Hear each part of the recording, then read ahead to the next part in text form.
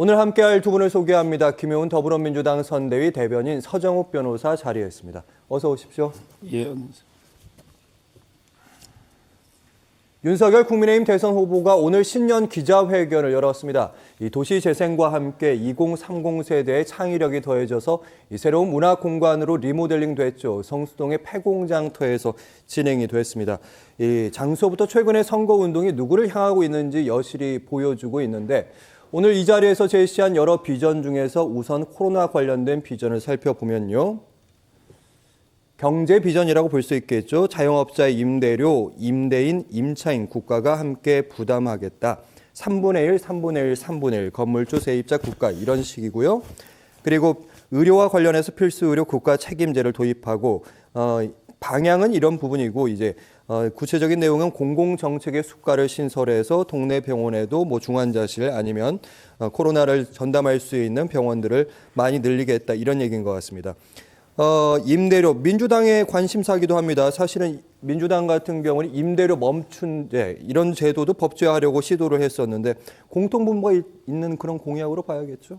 그렇죠. 지금 어쨌든 코로나가 2년 이상 진행되면서 굉장히 많은 국민들이 고통을 겪고 있고요. 그중에서도 소상공인 자영업자들의 고통이 크기 때문에 이분들에 대해 어떤 정말 최대한의 국가적 지원, 맞춤 정책에 대해서는 다들 이제 공감하고 동의를 하죠.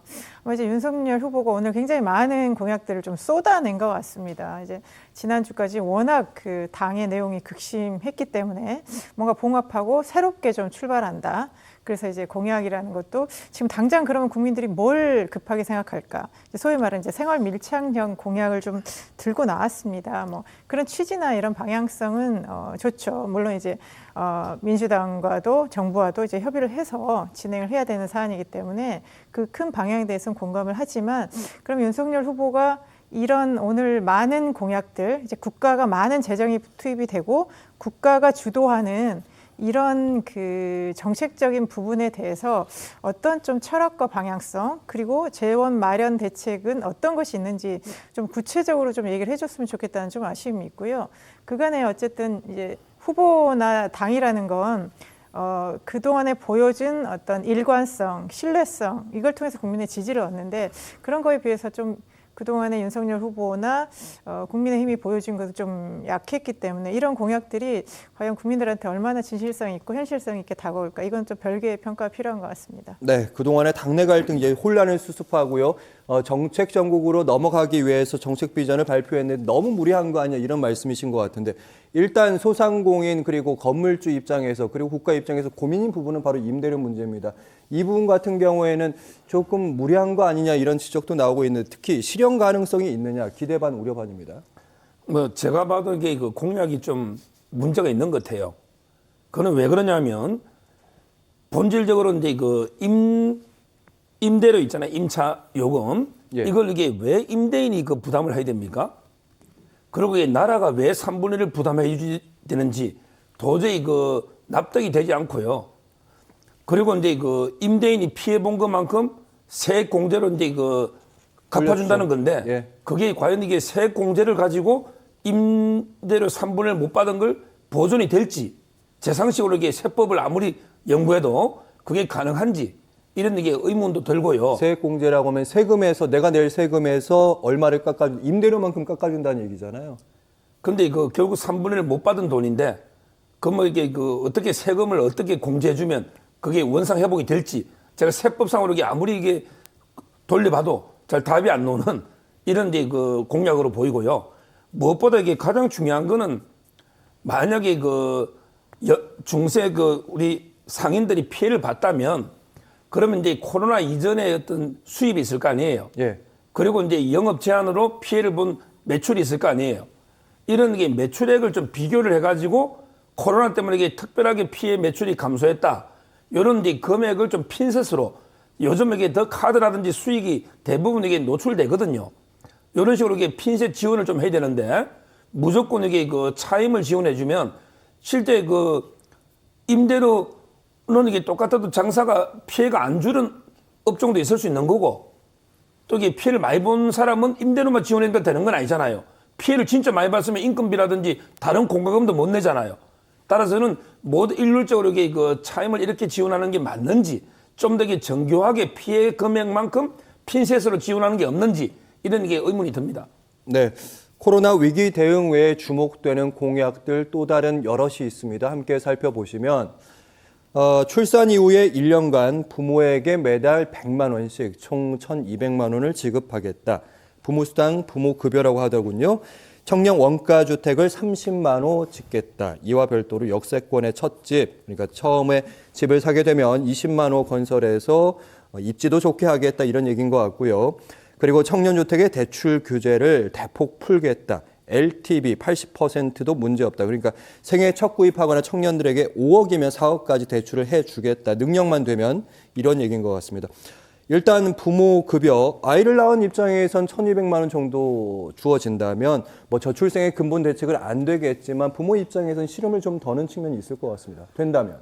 저도 이것도 아주 저는 잘못된 또 공약으로 제가 이게 자꾸 윤석열 후보 비판하게 되는데 네. 지금 이게 1,200만 원 아닙니까? 1,200만 원 이게 주면 애를 낳고 1,200만 원 안 준다고 이게 애를 안 낳는 사람이 우리나라에 얼마나 있을까요? 애 한 명 낳는데 1,200으로 그게 좌우되겠습니까? 이게 과연 저출산의 대책이 되겠습니까? 뭐 파격적으로 애 한 명 낳으면 1, 2억을 준다. 이러면 이게 좀 고민해 보겠지만 100만 원씩 1,200 받으려고 애를 낳고 안 주면 안 낳는다. 이거는 저는 아니라 보고요. 결국 이 저출산의 대책은요. 여러 가지 이게 양육이라든지 이런 데서 남녀가 이게 좀 평등하게 양육을 해서 여성들이 뭔가 이게 직장 생활을 계속하면서도 양육에 뭐 단절이 없는 경력에 이런 게 좀 대책을 만든다든지 또는 이제 애들이 너무 사교육이라든지 입시 이런 거 있잖아 지옥 이런 걸 좀 이게 해소한다든지 이런 게 근본적인 어떤 우리 문화가 바뀌어야지 무조건 이게 돈을 얼마 주가지고 해결한다. 이거야말로 이게 포퓰리즘 뭐 이재명 후보나 허경영 후보나 전부 이게 이런 돈 주겠다는 공약과 뭐가 차별화되느냐 말이에요.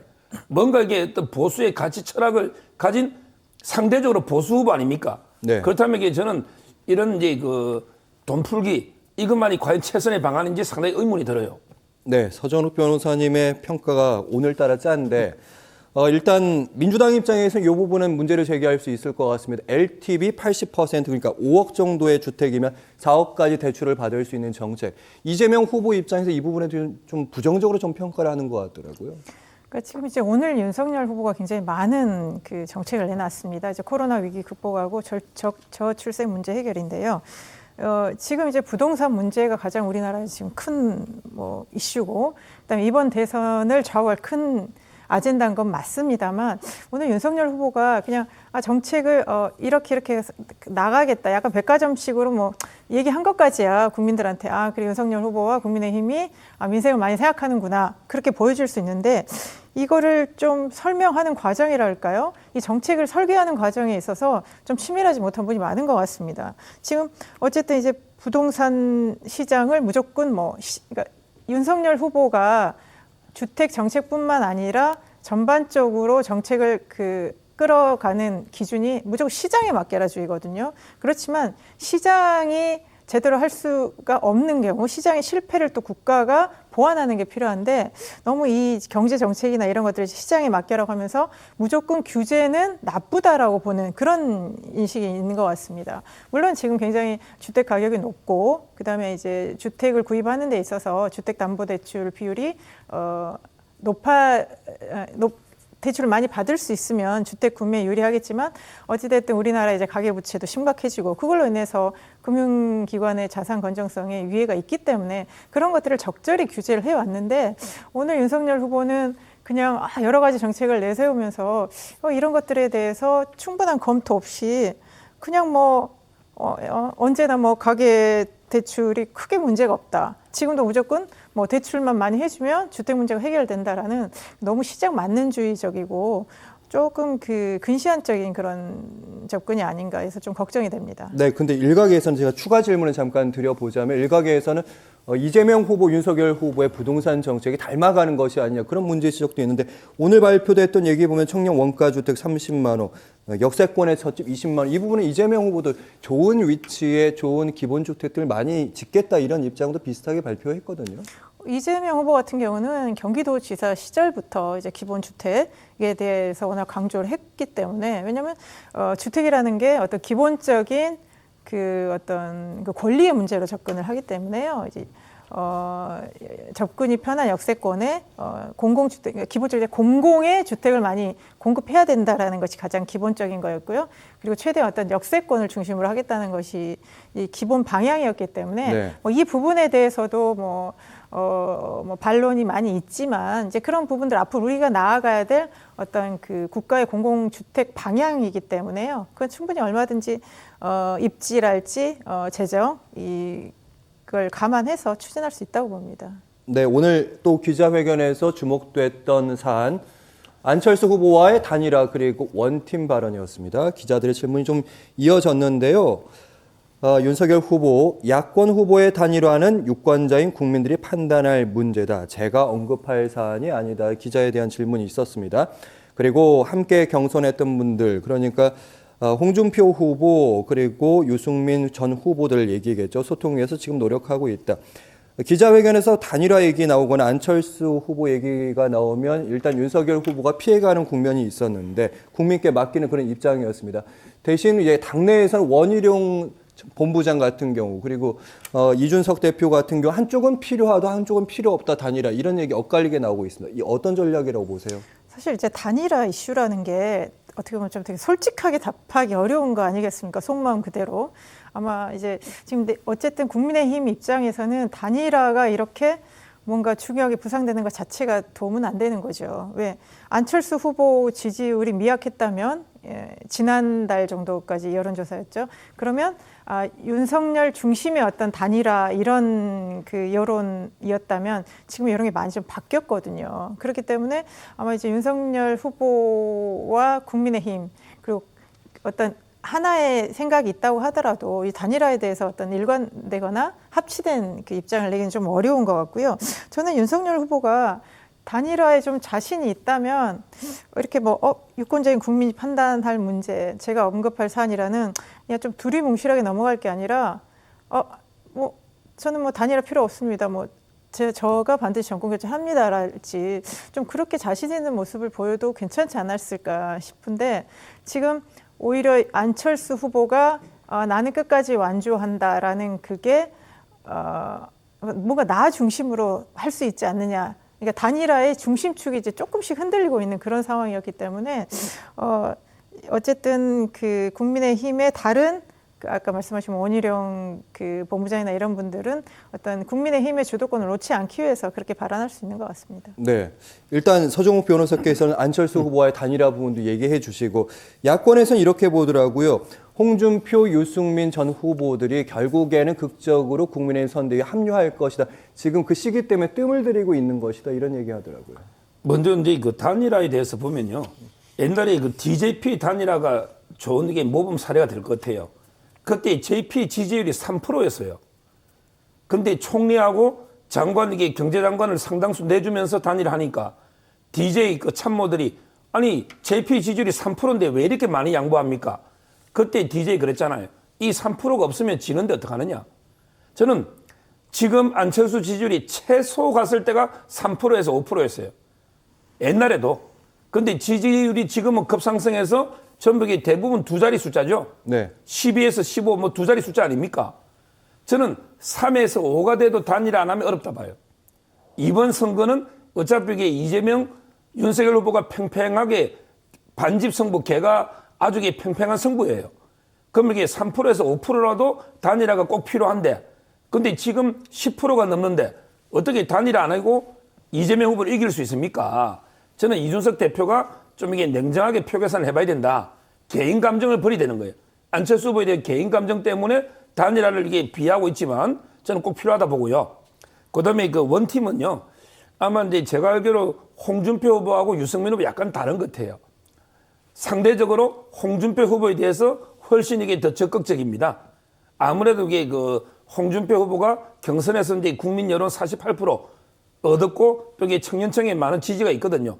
유승민 후보보다는 상대적으로.